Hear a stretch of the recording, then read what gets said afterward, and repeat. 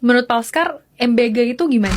MBG itu kan kalau kita lihat dari dua sisi nih. Ada orang yang lihat MBG cuma dari budget yang dikeluarkan. Kalau lihat dari budget yang dikeluarkan, oh besar banget budgetnya. Tapi kalau kita lihat efek secara keseluruhan, secara makro ya, apapun di pemerintah itu kita harus melihatnya bukan mikro, tapi melihatnya makro. MBG itu adalah proyek yang menurut saya cukup menarik. Yang pertama, karena MBG itu menyerap tenaga kerja yang besar. Dapur-dapur MBG di setiap titiknya menyerap tenaga kerja yang besar. Karena Indonesia ini punya challenge, kita punya rakyat yang banyak, tapi banyak yang nganggur. Kalau rakyat nganggur, itu efeknya nggak baik buat negara. Jadi salah satu jalannya adalah kita harus ada suatu usaha yang mempekerjakan orang banyak. Dan MBG salah satu yang bisa mempekerjakan orang banyak yang dalam tanda kutip tidak terlalu memiliki skill. Bukannya saya menghina orang yang kerja di MBG ya, tapi skill di MBG itu skill yang bisa dipelajari oleh semua orang.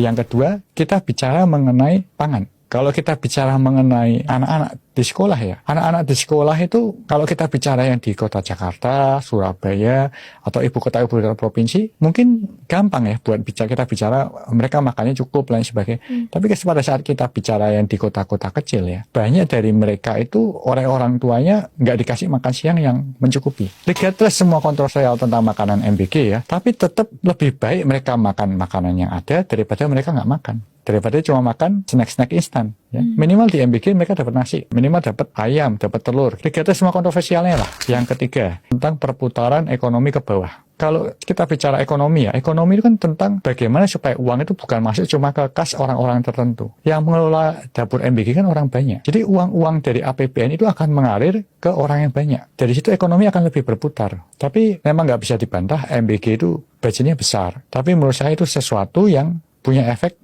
secara luas di Indonesia.